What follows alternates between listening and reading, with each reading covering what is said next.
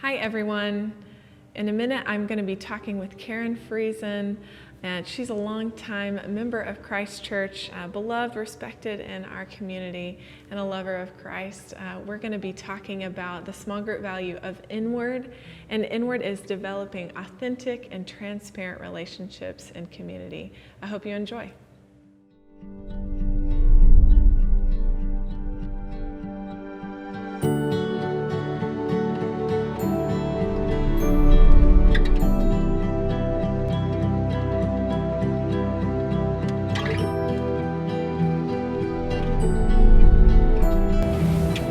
Karen, thank you so much for joining me today. Are you doing all right? Yeah, doing great.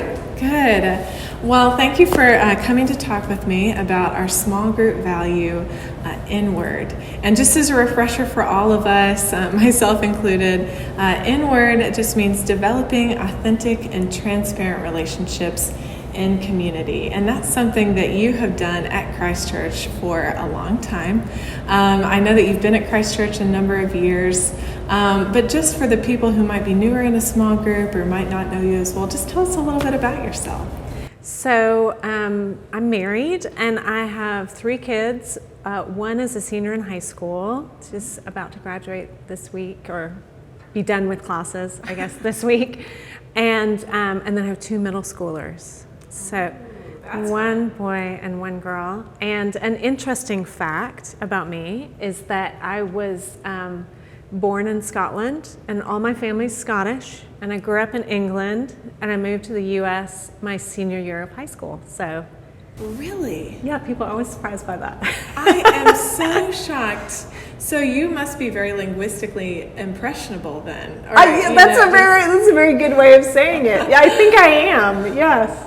I would. Can you say something with a Scottish accent? I don't think I can. Everybody always tries to get me to do that. But you're like, no. Yeah. So you moved in high school. What part of Scotland? I was born in Edinburgh. That's the one place that I've been in Scotland. So I feel like that's probably there, or what it would be another. Another big city is Glasgow. Or that's right. Aberdeen. Glasgow's kind of the music scene, right? I feel like there's a big music and also Edinburgh. Yeah. That is so wonderful. Very cool. Yeah, I would not have guessed that. Yeah. Very cool. Well, I just want to ask, because we're in a very unique season right now, and beginning the 3rd month of this global pandemic, and we've all been quarantining.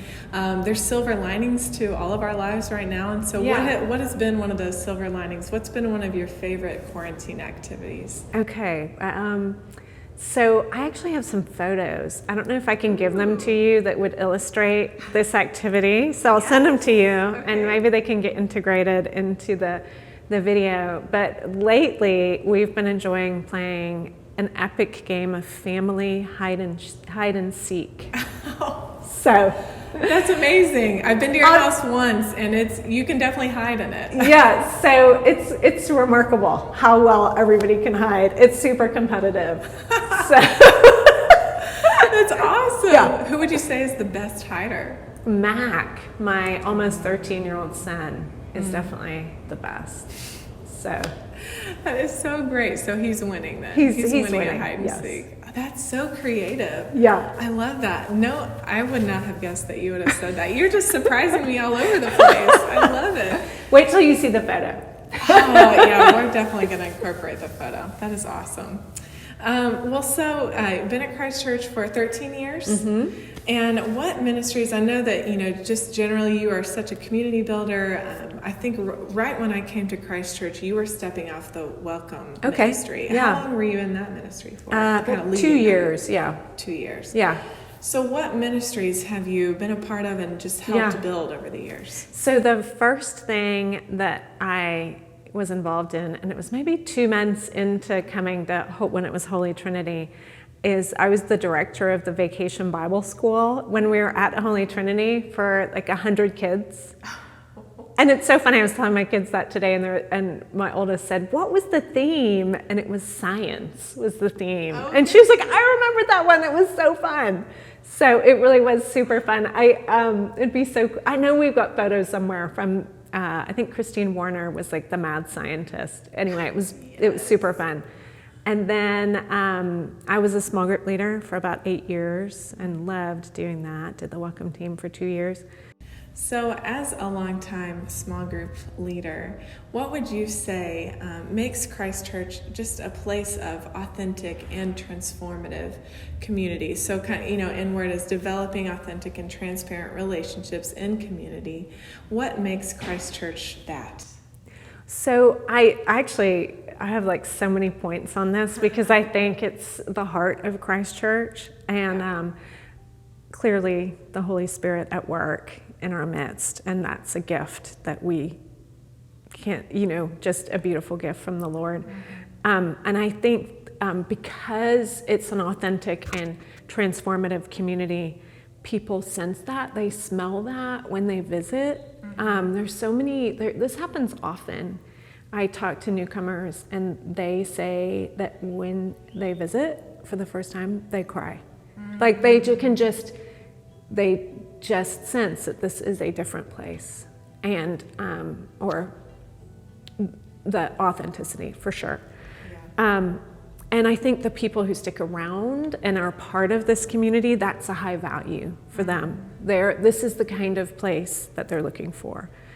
I think that we have at Christ Church a leadership that's committed to these values, and you see that in the ministries that we're invested in: healing prayer, living waters. The way that we do small groups, the investment. I think those of us who've been in small groups for so many years don't realize the enormous investment of time and money that goes into hiring babysitters and just providing that and paying for that and just allowing for adults to meet without having to take care of that themselves. The investment in small group leaders and training and just, having a full-time or at least someone on staff who takes care of those small group leaders. And then I think just the authentic and transformative community happens in the context of small groups. Like that's where it happens. And because small groups are the backbone of Christ Church, you see their communities that are doing life together and over years experiencing healing, individuals experiencing healing through those small groups. I just feel like we in our small group have just gone through all the highs and all the lows with people: sickness, infertility, job loss, celebrations, babies being born, celebrating with each other, as well as grieving with each other, and living life together. That's really good. Yeah, you really can, like you were saying earlier, that when people walk in the door the first time, they just smell that, and just the community and the love that everyone has for each other, and just the excitement to be together. Yes. And I really experienced that the first time that I stepped into Christ Church about a year ago, and I did cry at my first you? service. Oh my you gosh! Can count me Yes, on there's that something. list. I love that when that happens, that's my desire for everybody to come in and to experience that. Yes. Yeah, experience that, and then just continue to live it out in the context of committed relationships in Christ in a small group. I love that. Right. Well, so you as a community builder, a longtime small group leader, what would you say are the markers of a community builder? I think it's being open, being willing to try, because I just think about hosting an event, like take a risk. Just the idea of taking a risk, like nobody might come. I mean, there's been so many events I have hosted or small group events where my husband and I have sat across from each other in the kitchen and we're like, do you know if anybody's even coming to this? That's so good. That's good to hear, because I don't think anyone would think that y'all would not have anybody come now at this stage, since you've been doing it for so long. I know, but sometimes maybe nobody comes, or maybe not very many people come, or you're just worried, like, is the house clean, or will there be enough food, or will the kids make a mess, or will people enjoy it? And it's like, take a risk. Just go for it and enjoy whatever happens, whether it's a couple of people come or a huge group comes, or it doesn't matter. And I was thinking in answer to this question, I was thinking about that, if you know Amy and Simon Kenyon, who are in our small group, and they are very committed to Church Under the Bridge. And I know that whenever they go to Church Under the Bridge, afterwards they invite everybody back to their house, anybody who's there, to come have lunch. And I just love that. And I think they might even invite people just every Sunday. But they just are come one, come all. And I think that's a beautiful way to go about it. Oh, that's really good. Just having that constant just openness and and the commitment, the time commitment of doing something like that regularly. Right. And just allowing for growth. It won't be perfect. You might have a fight with your spouse over the whole setup, and that's okay. That's good. That's really good. So alternatively then, what would you say are some of the biggest barriers to authentic and transformative community? Yeah, I think it's the opposite. I think it's judgment and criticism, being closed to other people. And I think about the first time I went to a small group back in Holy Trinity days. And I remember sitting there pretty much arms folded, like, I don't have anything in common with these people. And the first thing we did was shared life stories, which for anybody who's ever done that in small group is it's a real cornerstone of small groups at Christ Church. And it's such a treasure. You're presented with such a treasure every time someone shares their life story. And that's what won me over, was people's life stories. And I came in with so much judgment and critique, and I was hurting, and I wasn't very open. But that really made a difference. That's really good. Yeah, I don't remember the exact quote from C.S. Lewis, but something like that there are no ordinary people. Yes. And just the idea that we are all, the Imago Dei, that, we have such worth and value, and just, I don't know, just that idea that we're all treasures, and we're all valued by God, and thus we should value each other. And so that's really good. What would you say, just going back to that idea of the Imago Dei, and that we are made in God's image, what would you say is God's role in building our community together? I love that one of God's first statements about community in Genesis is, it's not good that man should be alone. And so he created a friend. And that is so important to God, the gift of community. And just what I've experienced, especially in the context of small group, is the way that God brings healing through community, through doing life together. That's the context that God brings healing.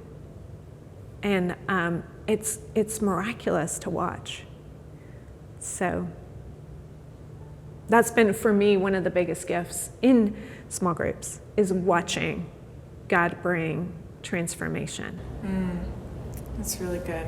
COVID-19 has altered how we are able to relate to each other. And so for you in particular, just, as a longtime member here at our church and a community builder, how has COVID-19 altered your relationships in our parish? I think like I said, I love newcomers and getting to know people. And I kind of, on a Sunday morning, I just love kind of spotting the newcomer and meeting people and hearing their story.